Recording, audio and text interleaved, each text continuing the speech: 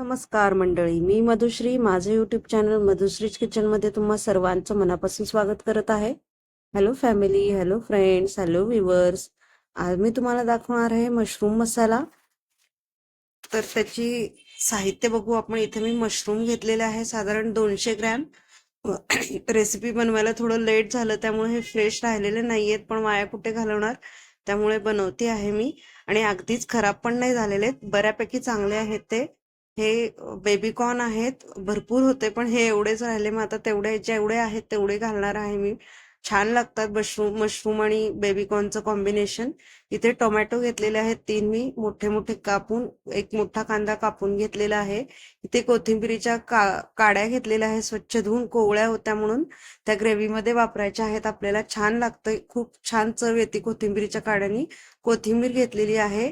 इथे मसाल्यामध्ये मी गरम मसाला मोठा चमचा घेतलेला आहे, एक छोटा चमचा लाल तिखट, एक छोटा चमचा कांदा लसूण मसाला घेतलेला आहे. आणि त्याच्यानंतर आता इथे मी हे रेडीमेड मसाले घेतलेले आहे. घाई गडबड असले की मी हेच टाकते, कारण इतर वेळच्या आधीच्या तुम्ही रेसिपी बघितल्या असेल तर मी खडे मसाले भाजून वगैरे करते, तर तसं नाही करत. तर हे मसाले घेतलेले आहे MTR चा आणि सुहानाचा. आणि आता हा मसाला मॅगीचा घेतलेला आहे. क्रीम घेतलेला आहे आणि बटर घेतलेला आहे, गार्लिक बटर घेतलेला आहे मी. 1 चमचा भरपेक्षा जास्त आहे ते. आणि हे मसाले मिक्स करायला मी हे दूध घेतलेलं आहे. मसाले तुम्ही कोणतेही वापरू शकता, काहीच प्रॉब्लेम नाही आहे. रेडीमेड मसाले, त्यांनी काही चवीत फरक होत नाही, छान होतात. उलट घाई गडबडीत हे मसालेच वापरून भाजी करायची पटकन होती.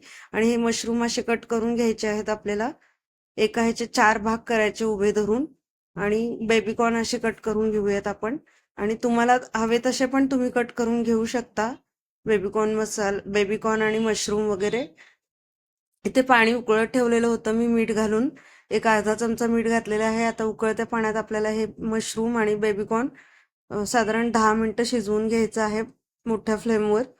इथे मी मिक्सरचं भांडं घेतलेलं आहे, त्याच्यामध्ये आता हे सगळं घालून घ्यायचं आहे साहित्य. कोथिंबीरीच्या काड्या, टोमॅटो आणि कांदा, एक मिरची घालूयात आपण ह्याच्यामध्ये. आणि रेडीमेड आलं लसणाची पेस्ट घालूया. मगाशी मिरची आणि आलं लसणाची पेस्ट दाखवायचं राहून गेलं होतं. आता ह्याची एकदम बारीक प्युरी करून घेऊयात आपण, पेस्ट बनवून घेऊयात. तिथे हे झालेलं आहे, हे बघा, काही सुद्धा दिसलं नाही पाहिजे, एकदम बारीक करून घ्यायचं आहे आपल्याला.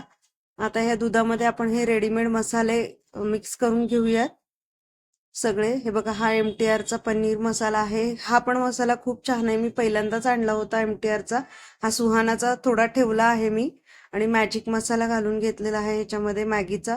आता हे सगळे 3 मसाले तिखट वगैरे दाखवलं होतं ते घालून मग मिक्स करून घेऊ. मीठ घालूयात. आणि आता आपण हे मिक्स करून घेऊयात व्यवस्थित. दुधामुळे रिच फ्लेवर येतो एकदम. हे रेडीमेड मसाले दुधामध्ये मिक्स करूनच घालायचे, त्यामुळे भाजी छान होती कोणतीही. थोडीशी साखर घालून घेऊयात म्हणजे बॅलन्स होईल सगळा. मीठ अगदी कमी घालायचंय, कारण रेडीमेड मसाल्यामध्ये भरपूर मीठ असतं आणि बटर पण वापरणार आहेत आपण. आणि हे शिजवताना पण आपण मीठ घातलेलं आहे, त्यामुळं मीठ घालताना लक्षात ठेवून घालायचं आहे, थोडंच घालायचं आहे अगदी. इथे कढई तापवत ठेवलेली आहे मी. तर ह्याच्यामध्ये 2 पळी तेल घालून घेऊयात आपण. कढई छान गरम झाली, तेल गरम झाला की आपलं त्याच्यात थोडंसं बटर, जे 1 चमचाभर बटर घेतलं होतं ते घालून घेऊयात.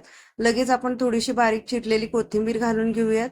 आणि आता लगेचच आपण त्याच्यामध्ये ही टोमॅटो, कांदा, मिरची, कोथिंबीर आणि आलं लसणाची प्युरी बनवून घेतली होती ती सगळी घालून घेऊयात त्याच्यामध्ये. आणि छान मिक्स करून घेऊन आपल्याला हे साधारण 7 मिनिटं ताट झाकून व्यवस्थित शिजवून घ्यायचं आहे. कच्चेपणा कमी झाला पाहिजे त्याचा. हे बघा, मी मध्ये तुम्हाला व्हिडिओ काढायचा राहून गेला होता. मिक्सरचं भांड्यातलं पाणी घालतानाचं शूट राहिलं माझं. मिक्सरमध्ये पाणी घालून मी ते पाणी ह्या वाटणात घातलेलं आहे. आता हे पाणी पूर्ण आटेपर्यंत आपल्याला हे शिजवून घ्यायचं आहे सगळं, कांदा लसूण वगैरे. आणि त्याच्यानंतर हे बघा, आता तेल सुटलेलं आहे व्यवस्थित. त्या स्टेजला आपल्याला परत जे आपण मिक्स केलेले होते दुधात मसाले ते सगळं घालून घ्यायचं आहे ह्याच्यामध्ये.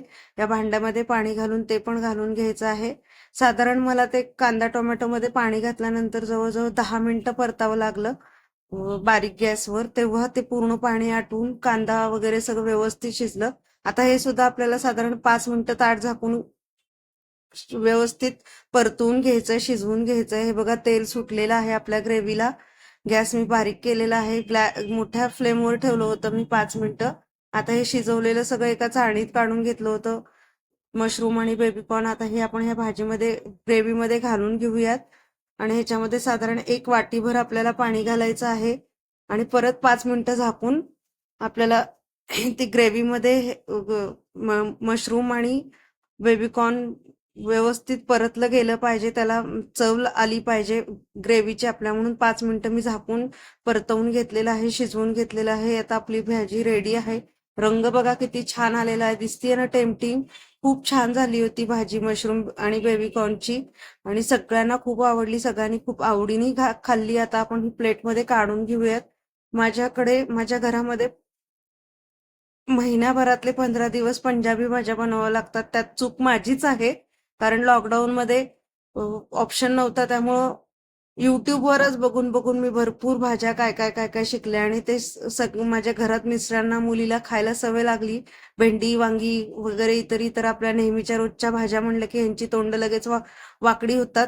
त्यामुळे अल्टरनेट डे मला एक दिवस पंजाबी भाजी, एक दिवस आपल्या रोजच्या फळभाज्या, भेंडी, कोबी वगैरे असं बनवावं लागतं.